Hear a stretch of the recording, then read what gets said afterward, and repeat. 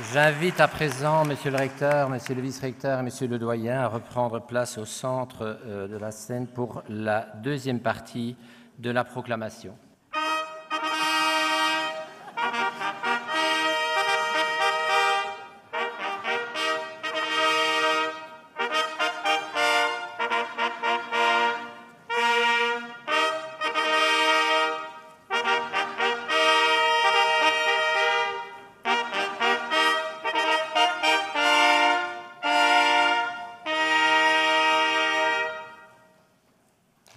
Merci. Ont mérité la distinction Monsieur Algout Maxime.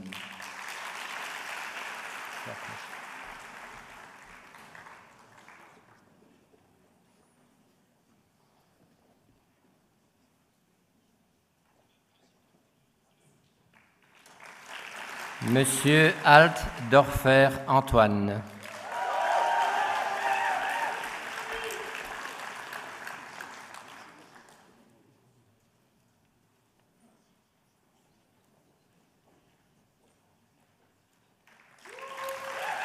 Monsieur Angelo Christophe.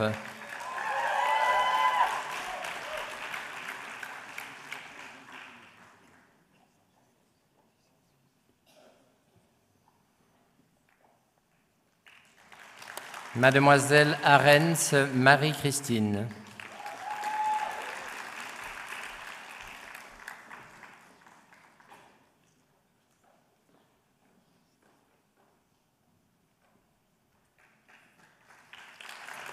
Monsieur Badalamenti Anthony.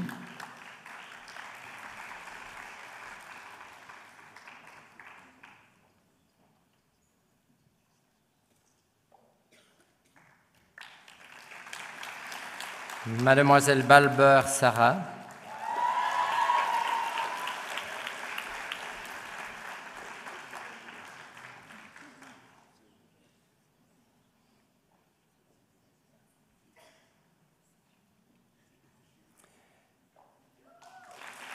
Mademoiselle Ballan Amandine.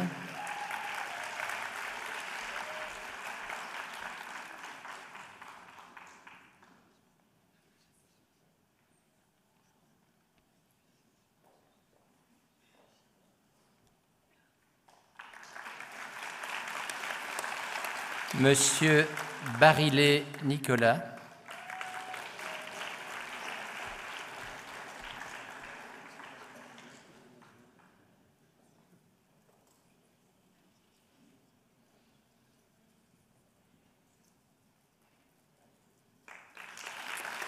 Mademoiselle Baudour-Laure.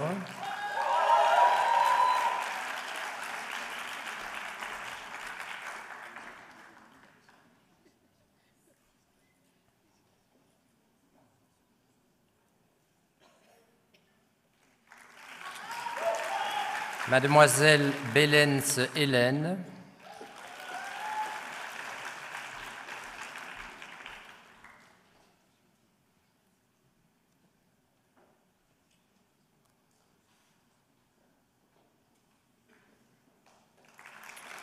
Mademoiselle Besonnet Pauline.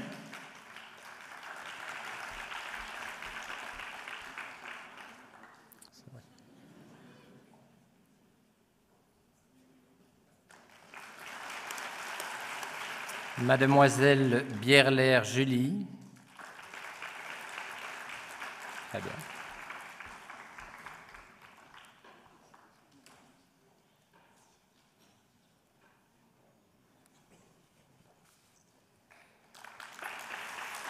Mademoiselle Bouziane Dounia. Non. Madame Boxus Valérie.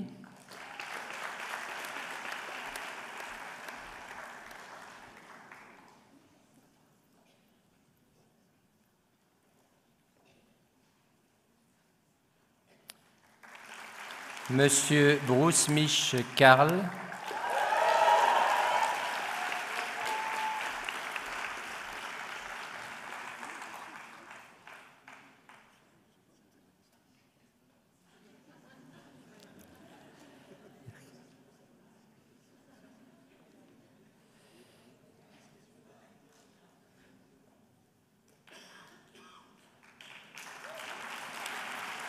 Mademoiselle Cambron Lucie,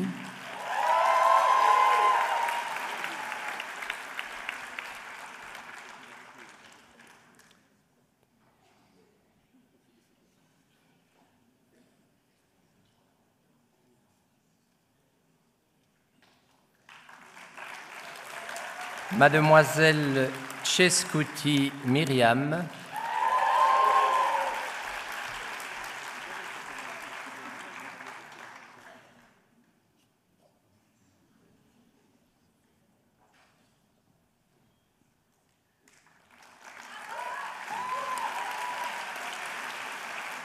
Monsieur Chata Maximilien,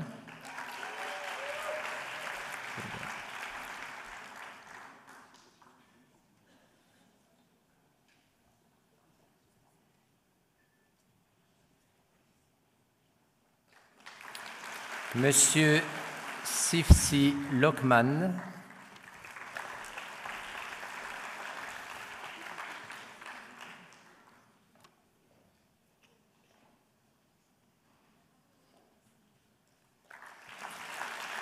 Monsieur Klabots Thomas,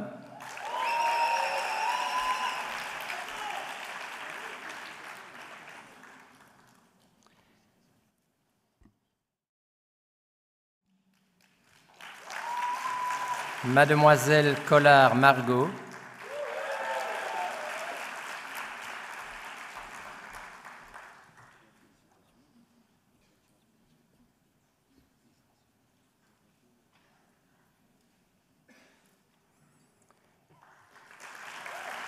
Mademoiselle Comans Anne-Laure,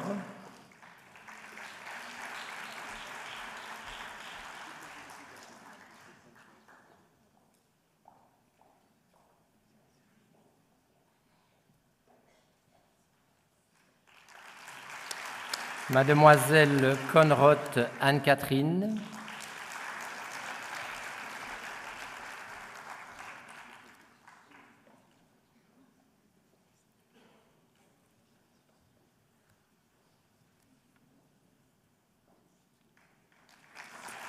Mademoiselle Cornet Julia,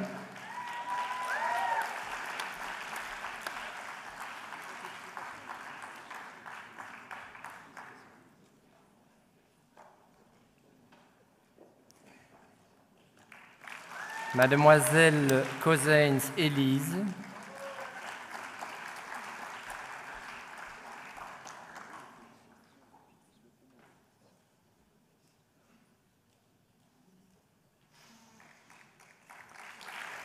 Mademoiselle Cuisinière Maureen,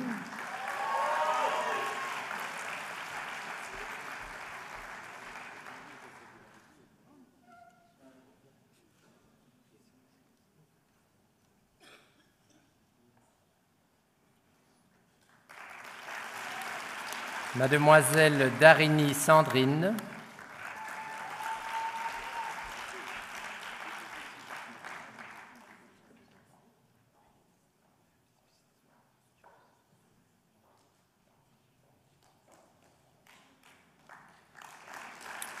Monsieur Daxelet Jérémy,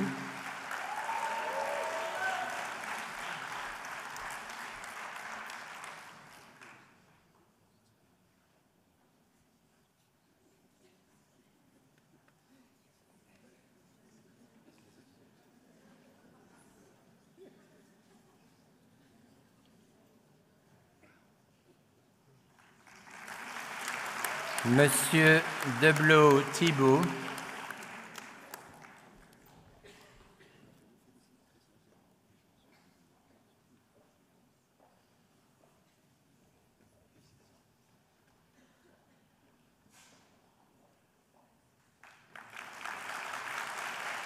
Mademoiselle de Kuyper Sanda Adriana,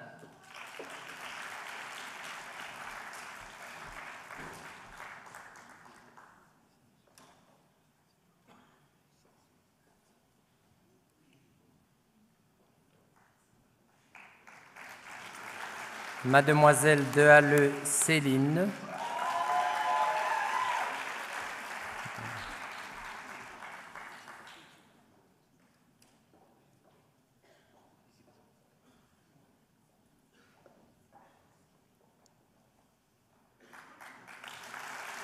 Monsieur Delaunoy Julien.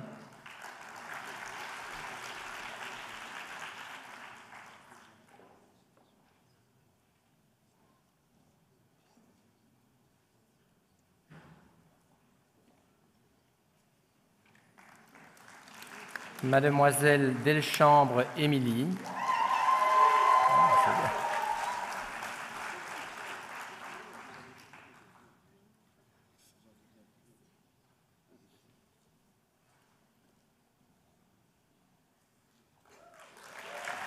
Monsieur de Merichy Amaury.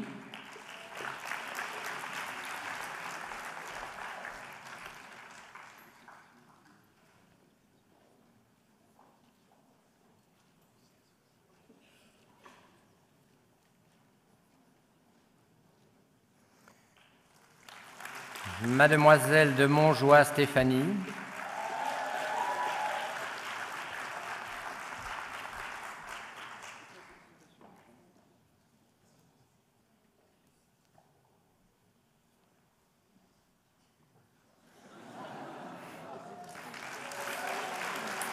Monsieur Denis Charles.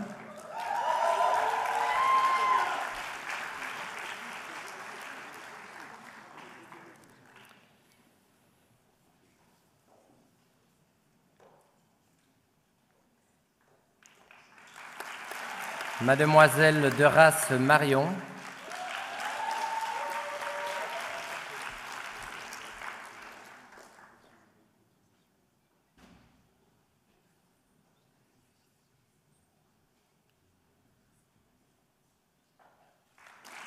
Mademoiselle de Cellier de Moranville Iphigénie Aurore.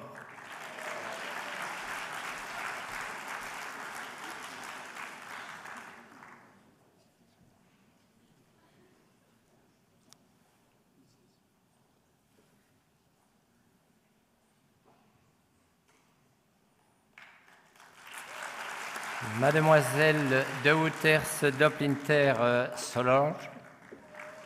Félicitations.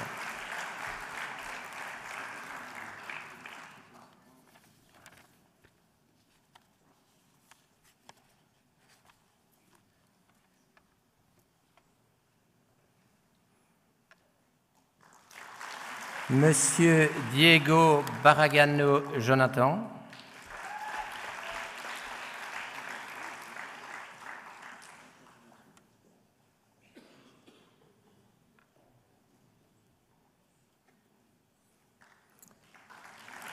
Monsieur Dive Benoît.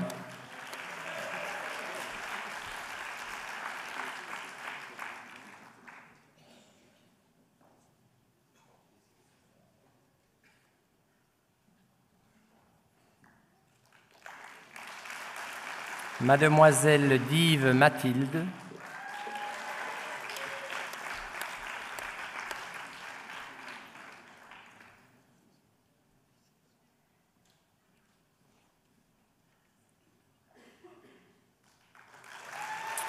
Monsieur Duchâteau Timothée.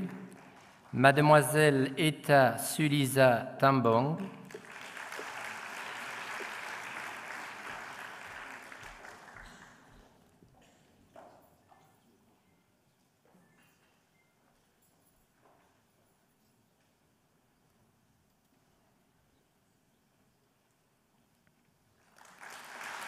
Monsieur Federbe Clément.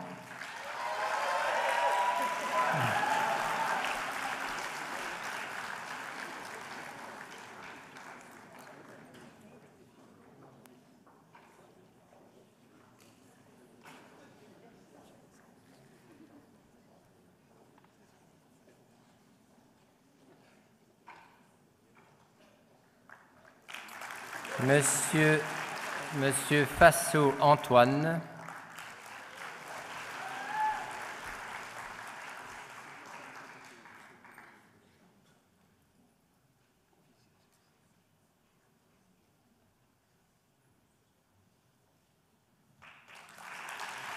Monsieur Fourré Guillaume.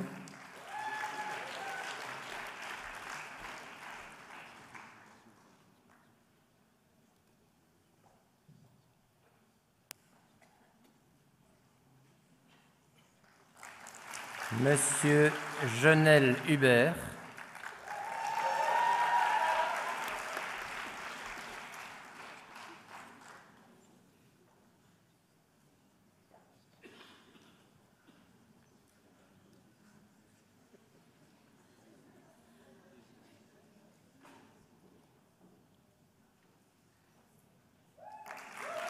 Mademoiselle Gillis Nathalie.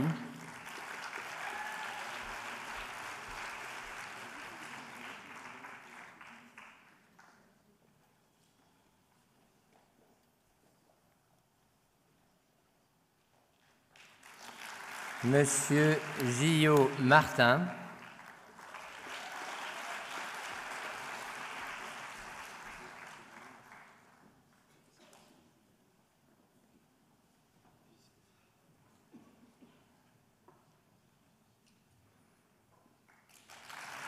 Monsieur Goussens Laurent.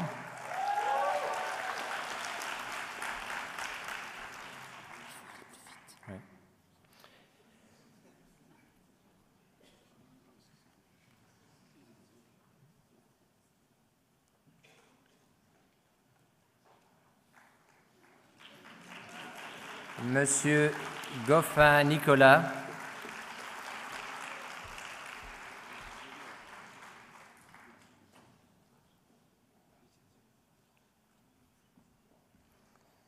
Mademoiselle Gossens Sophie.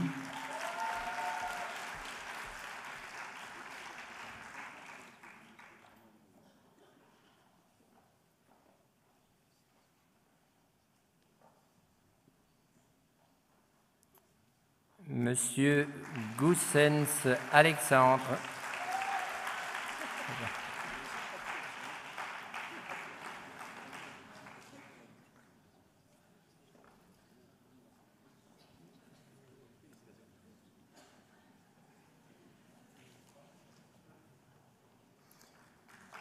Mademoiselle Gravier Magali.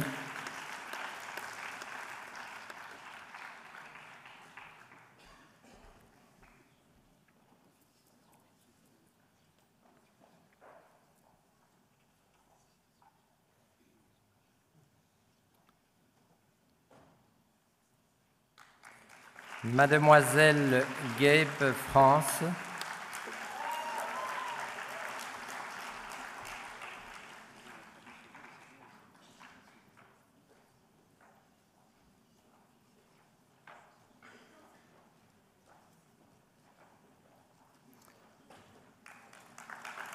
Monsieur Gutiérrez Douanel Juan.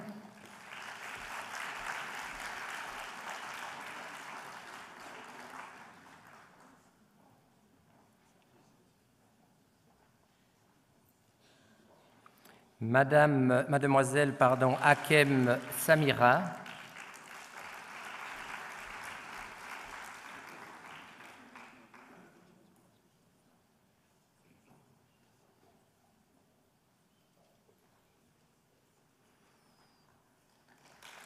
Monsieur Hernandez Puxante Carmelo.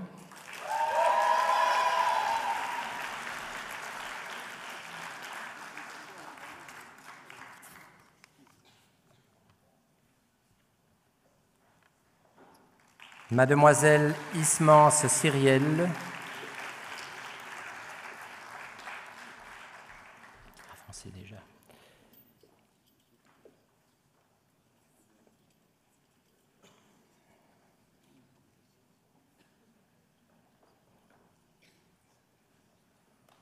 Monsieur Oank Xavier.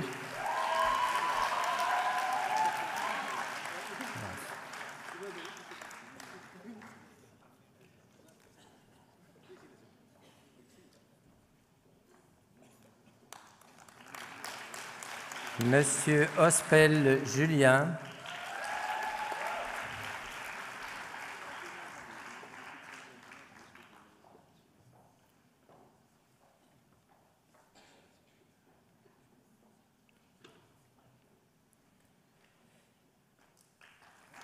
Mademoiselle Iliasova Galina.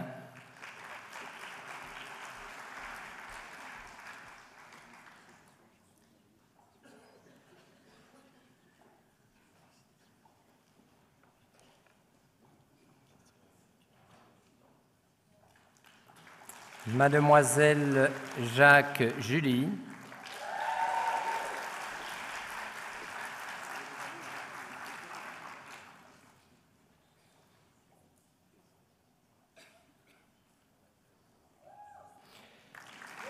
Monsieur Joufflino Simon,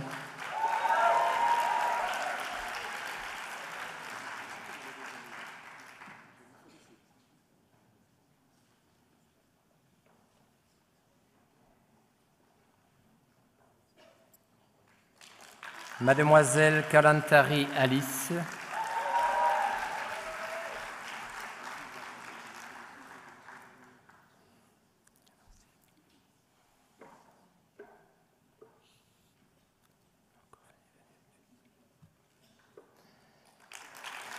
Mademoiselle Koita Mariam,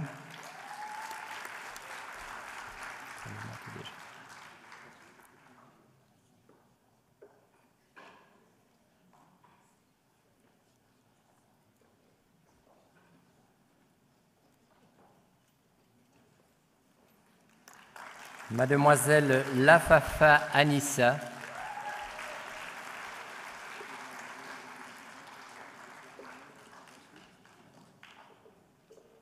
oui, viens carrément ici.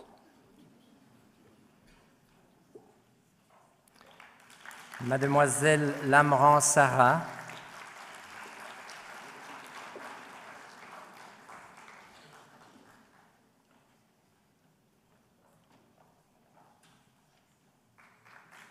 Mademoiselle Lé Amoline,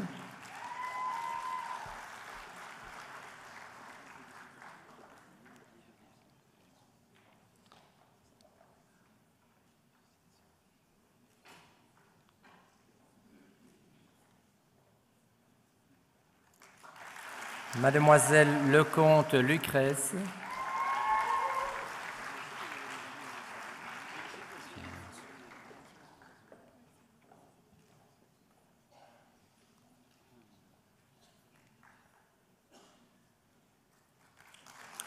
Monsieur Ledoux Benjamin,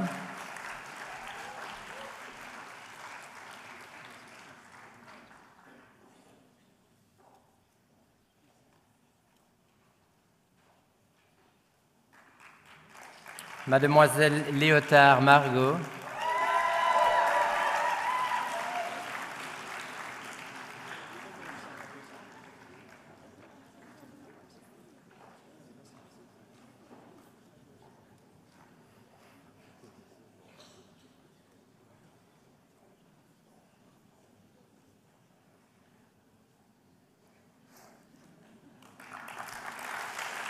Mademoiselle Lourti Amélie,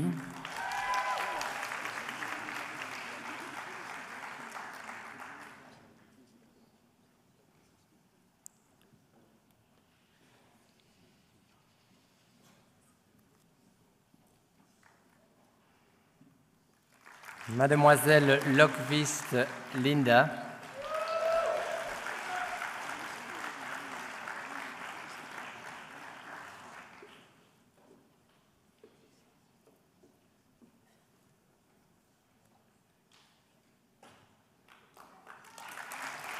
Mademoiselle Lozzano Rosiche Irene,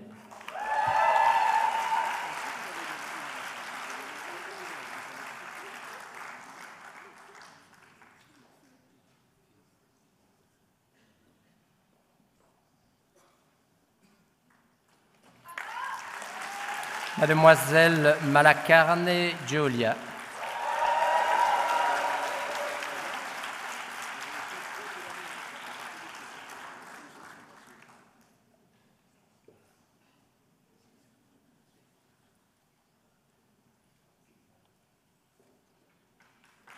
Mademoiselle Marron Charlotte,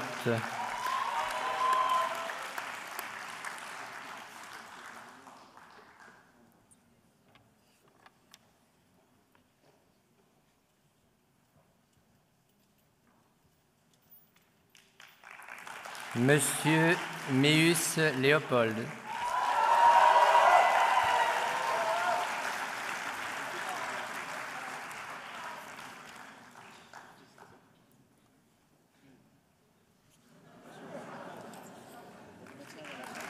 Mademoiselle Merckx Sophie.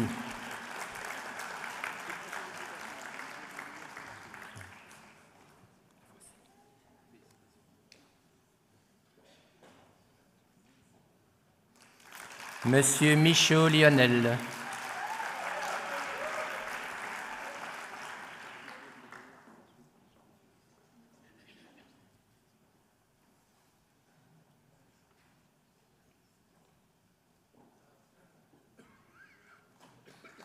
Monsieur Mirguet Laurent.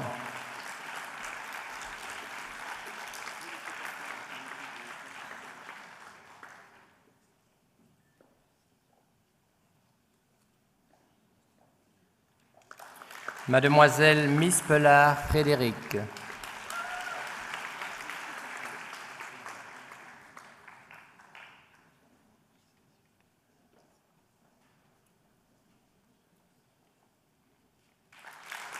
Mademoiselle Misson Ophélie.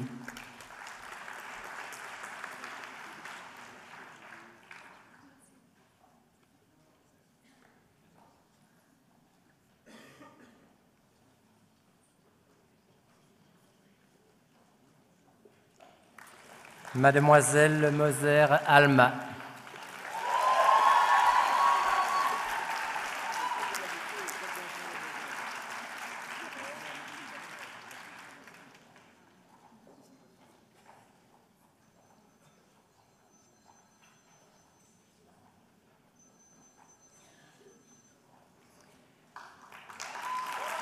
Mademoiselle Muller Jennifer.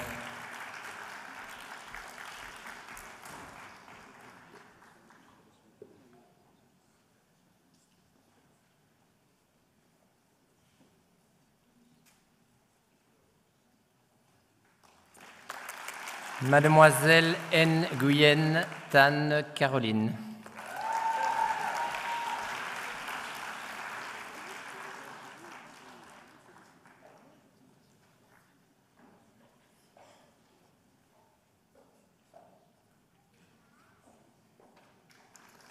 Monsieur Nissen Romain.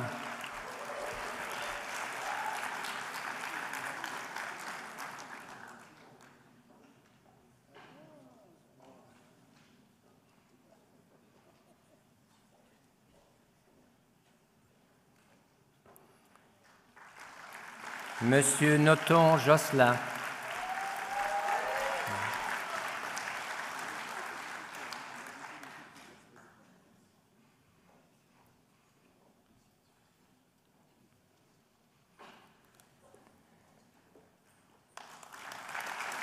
Mademoiselle Osterheld Élise.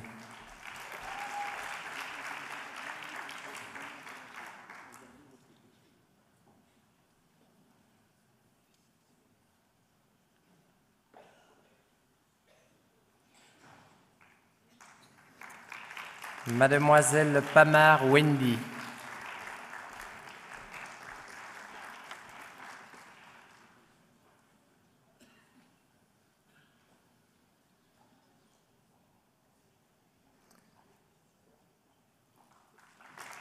Monsieur Paridance Henri.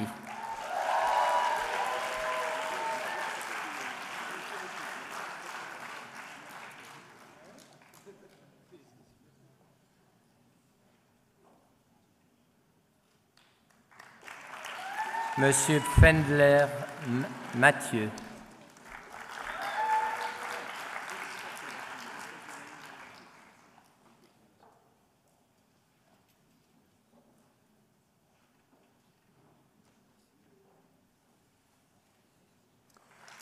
Mademoiselle Pham Hong An.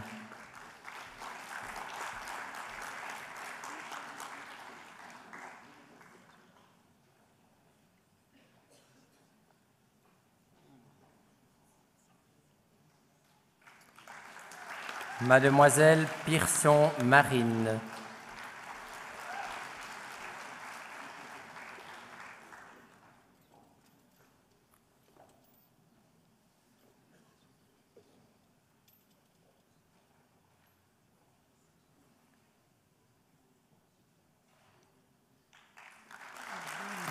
Mademoiselle Piron Hélène.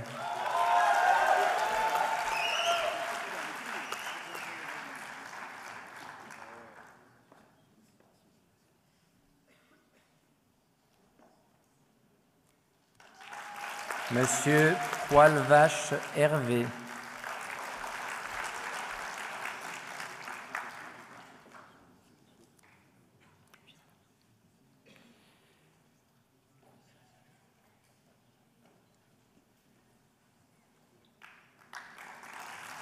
Monsieur Poncelet Pierre-Antoine.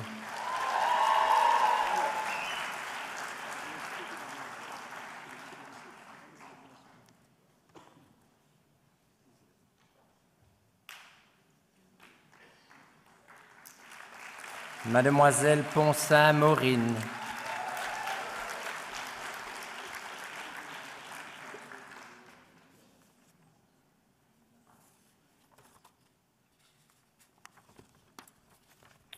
Mademoiselle Radermecker Léa.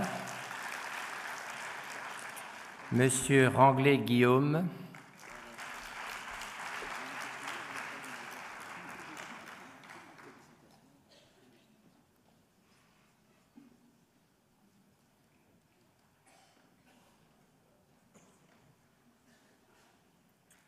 Mademoiselle Roquerel Olivia.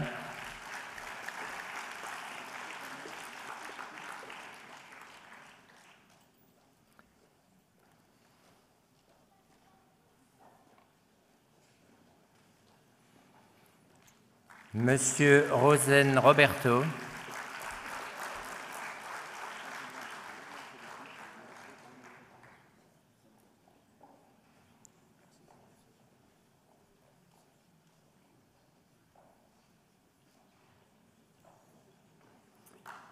Mademoiselle Salamone Herminia.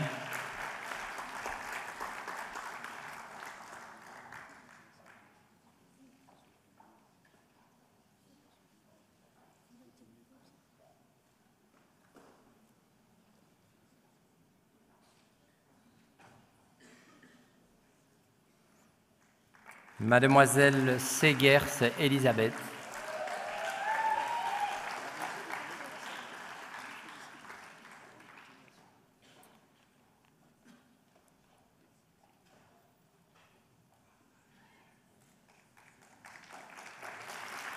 Mademoiselle Serpe Alexandra.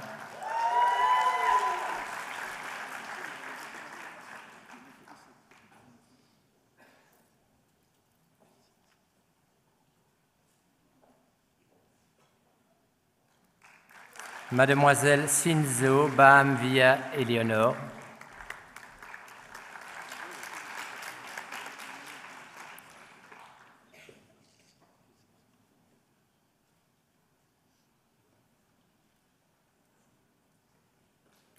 Mademoiselle Sletgen Flore.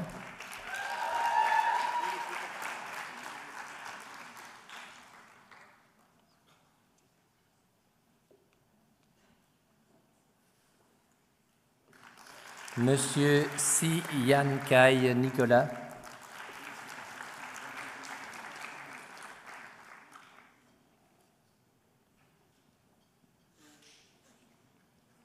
Mademoiselle Stafraki Angeliki.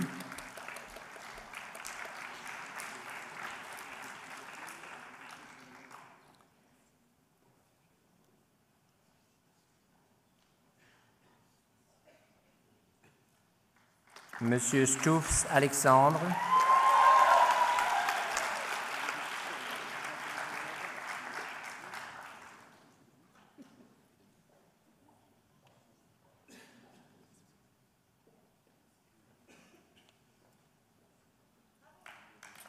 Mademoiselle Tilquin Céline.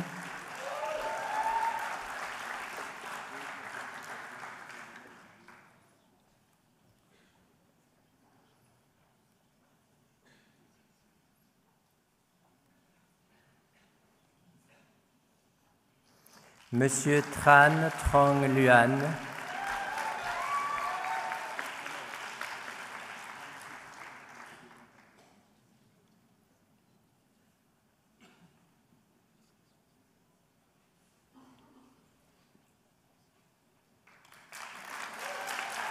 Mademoiselle Tratsart Valérie.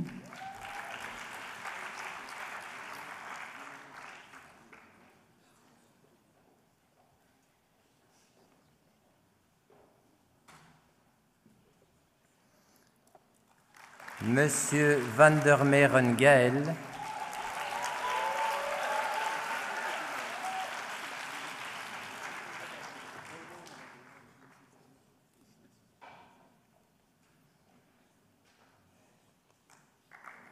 Mademoiselle Villamia Mora Béatrice.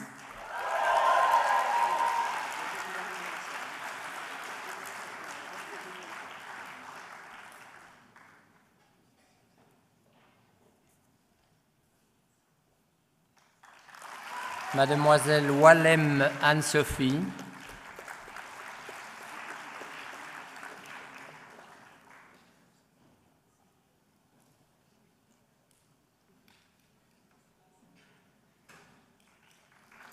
Monsieur Waters Oscar. Monsieur Wéry Fabian.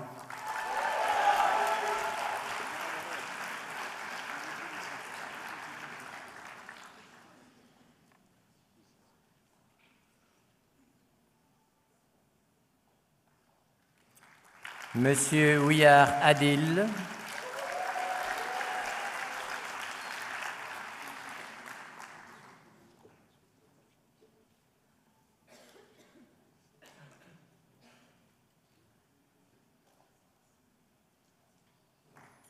Mademoiselle Winance Sophie.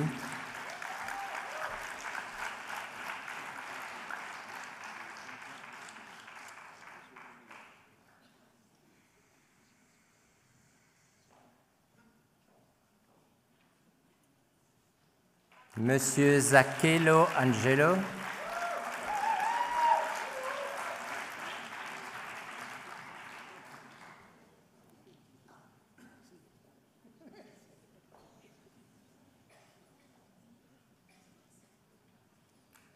Monsieur Ziane Jamal.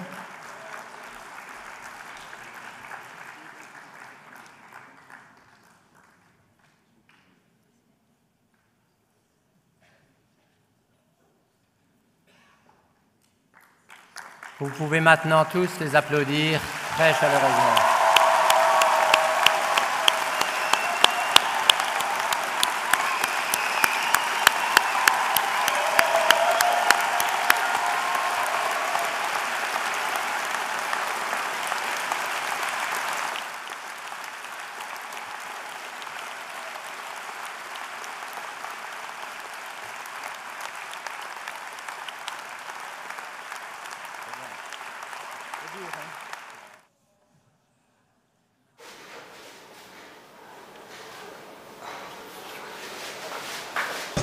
Bref, je pensais être en stage à Bruxelles, je suis envoyé à Profondeville. J'ai demandé à l'accueil le service de neurochirurgie fétale, il m'a dit je sais pas. J'ai demandé à un passant, il m'a dit je sais pas. J'ai demandé à un gars en blouse blanche, il m'a dit je sais pas. J'ai demandé à un vieux, il m'a dit j'entends pas. Alors j'ai pris l'ascenseur. Il y avait 2 médecins qui faisaient des blagues de médecins. C'est quoi 2 orthopédistes qui lisent un ECG? Je sais pas. Une étude en double aveugle? Le vieux a pas compris. J'ai cherché le service. Je me suis perdu dans les couloirs. J'avais l'air con. Finalement, j'ai trouvé le bon couloir et surtout le bureau médical. La chef est sortie, elle a dit C'est qui toi? Elle m'a regardé, je l'ai regardé, là je savais plus comment je m'appelais. J'ai répondu le stagiaire. Bah écoute, tu vas chercher ta blouse, tes badges et puis tu suis l'assistant. Elle est partie, je savais pas où c'était. Alors je suis descendu au sous-sol. C'était glauque.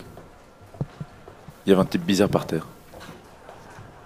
Je me suis approché, j'ai hésité, je lui ai demandé Et monsieur excusez-moi, la lingerie, c'est où, s'il vous plaît? La lingerie. Par là-bas? Mais j'ai trouvé ma blouse, je suis remonté, j'ai trouvé l'assistante, elle m'a dit C'est ton stéto ça? Ouais. Bon ok, suis-moi, on va aller voir les patients.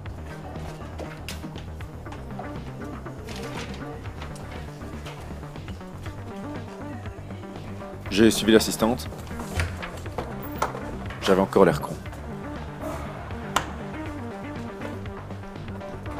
J'ai demandé pour aller manger. Elle m'a dit d'aller faire un ECG à la chambre 630, 649 et 678. Quand j'ai fini, je lui ai demandé. J'ai fini les ECG, je peux aller manger maintenant? T'as 5 minutes, on t'attend en salle d'op. Alors, j'ai couru. J'arrive en salle d'op, il m'a demandé une cochère, et là, je me suis rendu compte que je connaissais aucun des instruments. Je l'ai déjà montré tout à l'heure. Je lui ai passé une pince au hasard, il m'a engueulé. Ça, c'est une cochère. Prends les phares à bœuf. Il m'a demandé de tenir les écarteurs. Allez, attention à la fumigène. J'avais super mal, alors j'ai proposé. Y a pas moyen de les attacher?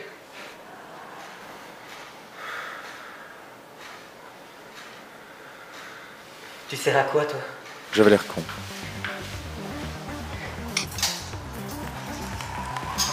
Puis mon nez a commencé à me gratter. Je me suis gratté. Tu sors. J'avais encore l'air con. J'ai demandé à rentrer pour rédiger mes cas cliniques. Elle m'a dit Je serais toi, je passerai quand même en consulte pour voir s'ils ont pas besoin de toi. j'allais en consulte. Apparemment, on avait besoin de moi. Oui, assieds-toi là. Je me suis assis. Le tabouret était trop petit. J'ai voulu remonter. Elle m'a dit Non, elle est cassée. Bonjour le monsieur. patient arrive, il me nie. Alors, dites-moi, quel âge avez-vous? J'ai 26 ans. 26. D'accord. Et quel est le problème aujourd'hui? Je viens pour des hémorroïdes. C'était chiant. C'est la première fois que vous avez des hémorroïdes? Non, c'est au moins la 10e. La 10e. C'était très chiant. Vous avez déjà subi des interventions chirurgicales? C'était très très chiant. Il y a des hémorroïdes dans la famille? C'était le dernier patient de la journée. Oui, oui. Mais tu voudras bien dicter le courrier? T'es pas de garde ce soir, toi? Ça fait 2 jours que j'ai pas dormi.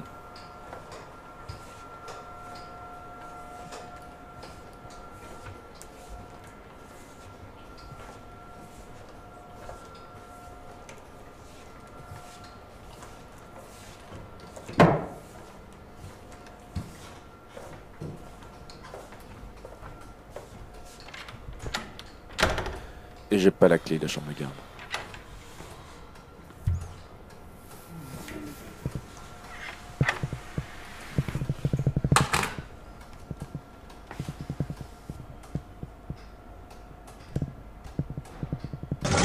Bref, je suis stagiaire.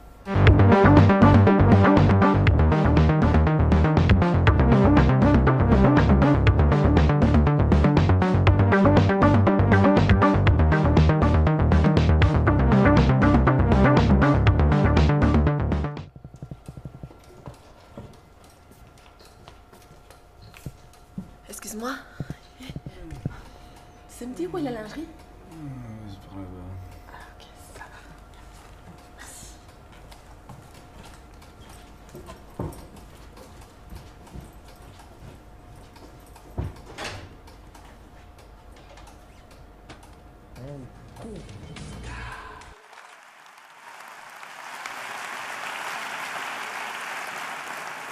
Nous allons maintenant procéder à la remise des 3 prix suivants.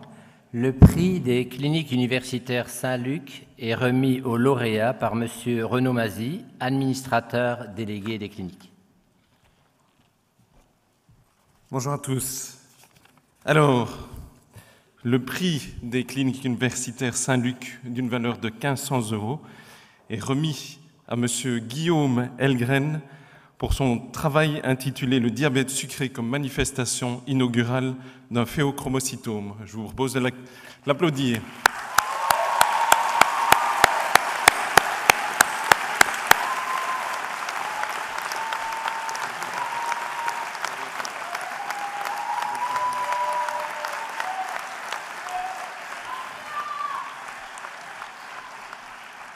Le prix du CHU Dinan-Godin UCL Namur est remis à la lauréate par le professeur Patrick de Coster, directeur général du CHU. Bonjour à toutes et à tous. J'ai le grand honneur de remettre maintenant le prix du CHU Dinan-Godin à mademoiselle Géraldine Verstraeten pour son excellent travail de portfolio intitulé, alors là accrochez-vous parce que c'est tout un cours en une seule phrase, cas d'asile, artériopathie cérébrale autosomique dominante avec infarctus sous-corticaux et leucoencéphalopathie. Démarche diagnostique et thérapeutique appropriée. Je lui remets donc ce chèque de 1 500 € et je la félicite chaleureusement.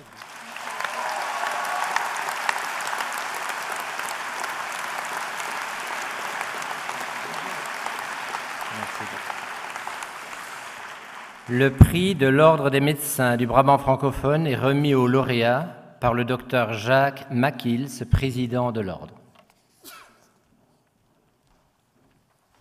Le lauréat est Christian Mahalouli.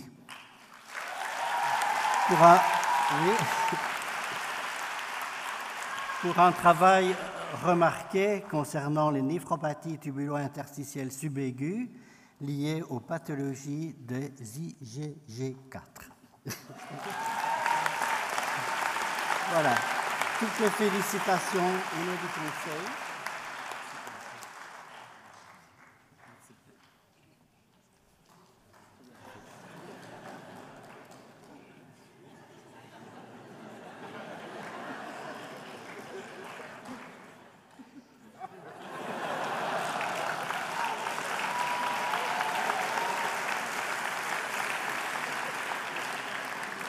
J'invite à présent les 4 délégués de cours, mademoiselle Eva Laragnaga-Lapic, mademoiselle Louise Doyen, mademoiselle Sophie Fastré et monsieur Louis Van Mal à prendre la parole pour le traditionnel discours des étudiants.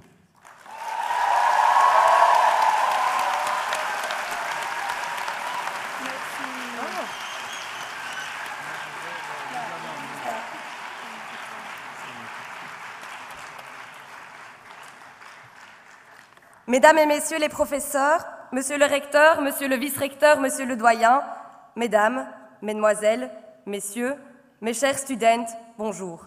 Bonjour également à vous qui vous regardez dans les salles des foyers royales et foyers du lac. À l'aube de notre commencement en tant que médecin, nous vous proposons de revoir ensemble 2 situations cliniques au cours de ce staff multidisciplinaire.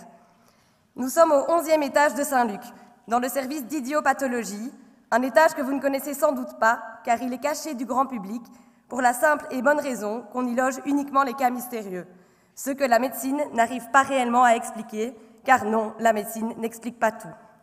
Nos 2 patients, une dame fort âgée et un jeune homme, s'y sont rencontrés par hasard et y ont partagé une chambre pendant 7 années de leur vie.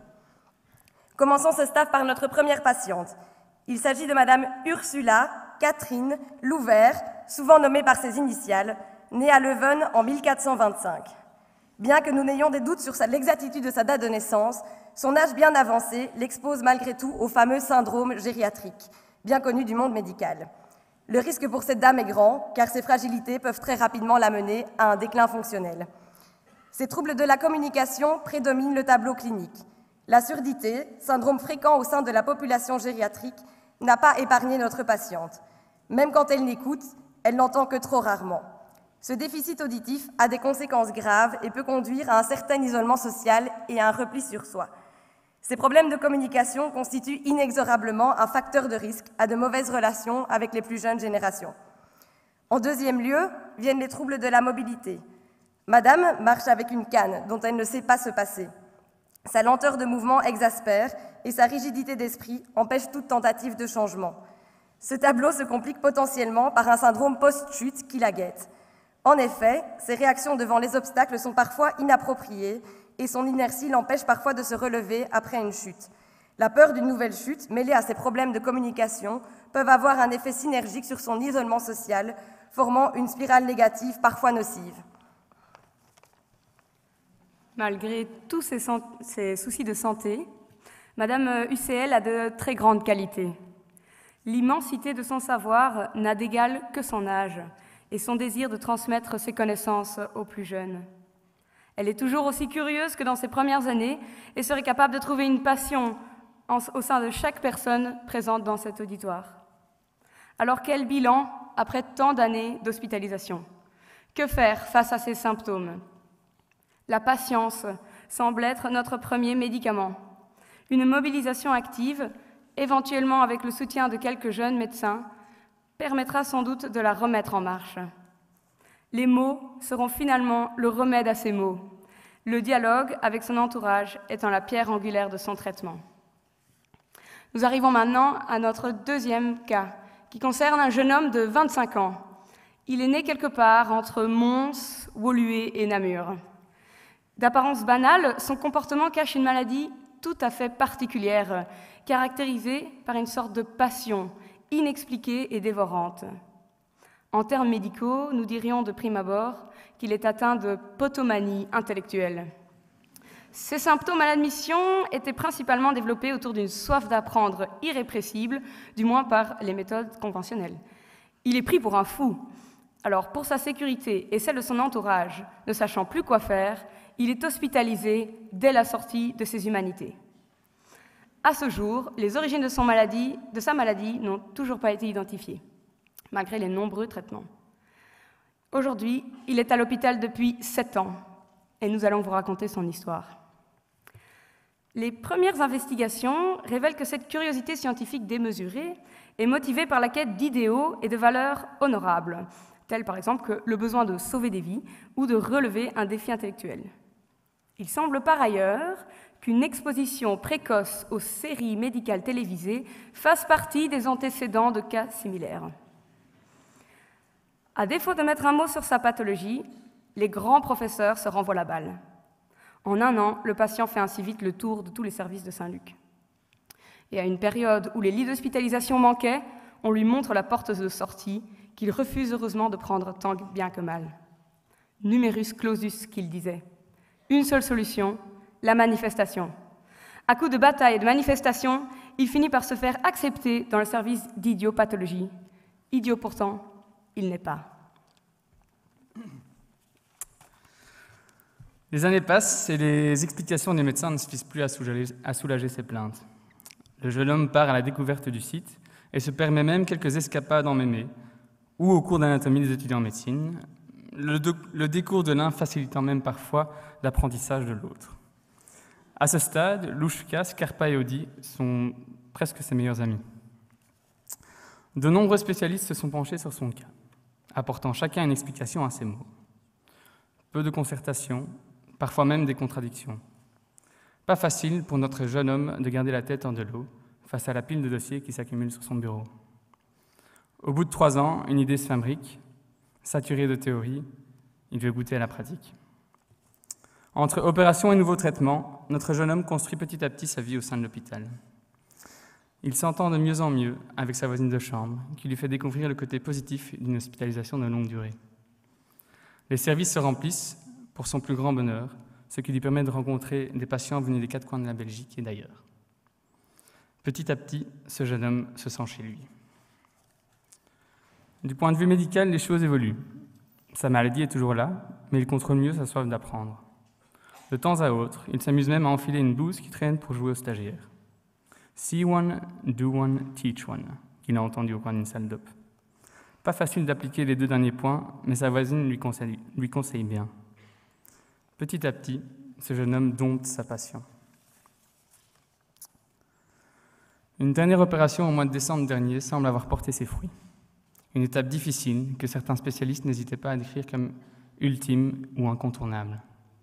Un moment où la présence et le soutien des proches de notre patient fut particulièrement profitable. Aujourd'hui, il sort de l'hôpital. Sa lettre de sortie ne comporte une seule page, sans doute un stagiaire trop pressé. Sa maladie, il l'a toujours, mais il a appris à vivre avec. Il lui a donné une explication et une raison d'être. Il se rend compte que ce ne sont finalement pas uniquement les réponses des spécialistes qui ont pu l'amener jusque-là, mais aussi ses rencontres, ses expériences et sa vieille voisine de chambre qui l'aura accompagné tout au long de son parcours, parfois sans même qu'il ne s'en rende compte. Sa maladie, il ne peut que la soulager, parce qu'il a réalisé qu'il valait mieux ne jamais en guérir. En fait, sa maladie, sa curiosité, fait peut-être même bien sa santé. Il sort, mais il sait à peine quel chemin prendre. C'est à lui de tracer sa voie, mais il n'est pas le seul à devoir en tracer. Chers amis, laissez-nous nous féliciter d'être arrivés jusqu'ici, et particulièrement ceux dont le parcours fut plus difficile pour l'une ou l'autre raison. Certains ont peut-être brûlé quelques plumes ces dernières années, D'autres seront peut-être brûlés dans les années à venir. Mais rappelez-vous que le feu est aussi ce qui nous fait voler. Restons critiques, bienveillants, engagés et surtout curieux. Curieux de l'autre et de son histoire, curieux de la médecine et de ses avancées. Forts de nos connaissances et fiers de nos diplômes, veillons toujours à appliquer les valeurs transmises par l'un de nos maîtres, les fameuses 3 H. Humanité, humilité et honnêteté.